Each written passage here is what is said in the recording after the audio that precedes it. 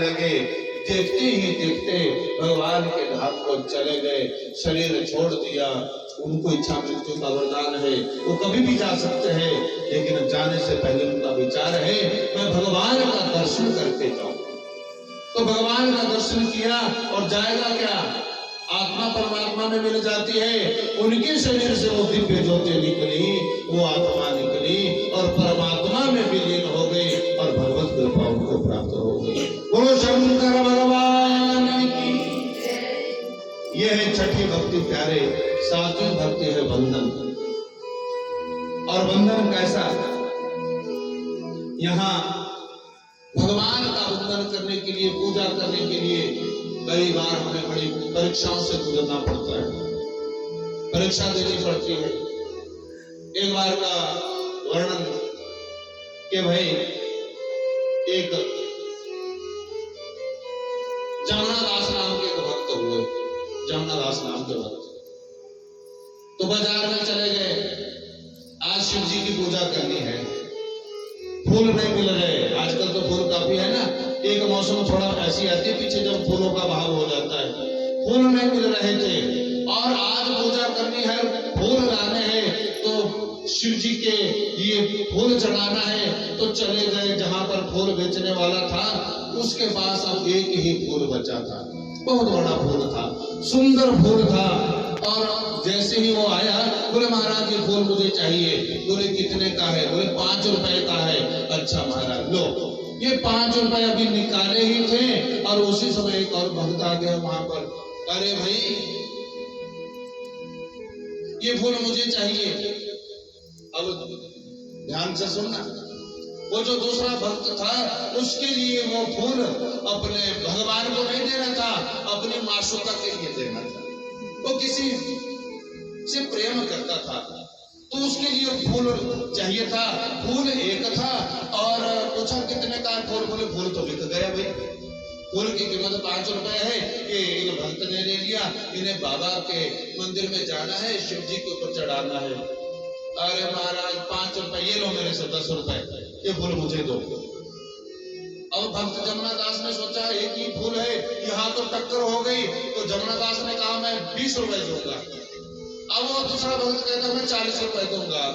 अब बोली लग गई उस फूल की तो प्यारे, और बोली लगते लगते फूल की कीमत 1 लाख रुपए में पहुंच गई। 5 रुपए का फूल 1 लाख रुपए कीमत हो गई। और 1 लाख रुपए की बोली जब लग गई तो उस समय क्या हुआ, जिसे वो अपनी माशूका के लिए फूल ले जाना था, उसने सोचा अरे 1 लाख में तो कितनी माशूकाएं मिल जाएंगी, छोड़ो उस फूल को बरे। ऐसा विचार उत्पन्न हुआ, फूल छोड़ दिया। लेकिन वो भक्त जो भगवान के लिए, जिसने अपना सर्वस्व लुटा दिया, अपनी सारी प्रॉपर्टी जगह जमीन सब बेच दी एक फूल के लिए, और उस फूल को लेकर के आया, बाबा के पास चढ़ा दिया, बाबा की पूजा की, आंखों से अश्रुपात होने लगा और भगवान ने बता दिया अरे तूने जिस कीमत से ये फूल चढ़ाया है ना, मैं तुम्हारे फूल के वजन को, भार को सहन नहीं कर सकता।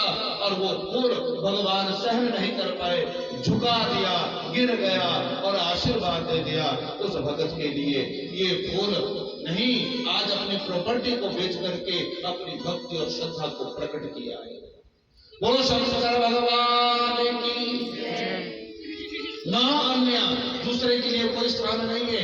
ऐसी भक्ति जीव जब करता है, अनन्य चिंतयन्तो माम ये जन्हा पर्युपासते तेषां नित्यायुक्तानां योगक्षेमं वहाम्यहम्। भगवान कहते हैं ऐसे भक्त का मैं योग और क्षेम का वहन स्वयं करता हूं।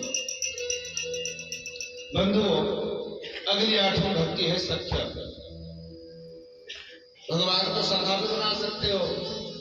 द्रौपदी ने क्या बनाया? सखा, मित्र, यार। कृष्ण भगवान को यार बनाया, मित्र बनाया। और मित्रता भगवान ने कैसे निभाई?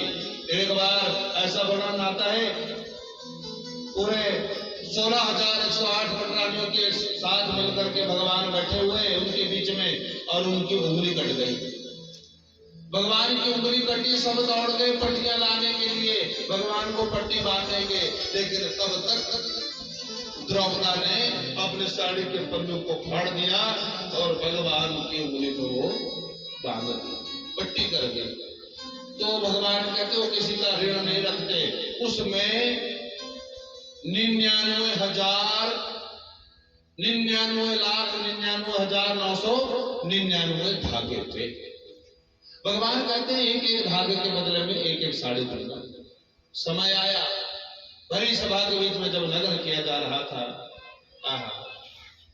कृष्ण कृष्ण एक नहीं जिसके 5 पति हो, और पति भी कैसे, महारथी, जिनका नाम सुन करके सब थर थर कांपते हैं, लेकिन एक भी पति काम नहीं आया, सब सिर झुका करके बैठे हैं। जब पत्नी के ऊपर विपत्ति आई, पति हो संसार का कोई भी जीव हो, उस भगवान के अतिरिक्त इस संसार में हमारा दूसरा कोई सहाय नहीं प्यारे। भगवान ने साड़ियां प्रदान की, द्रौपदी का दुख दूर किया।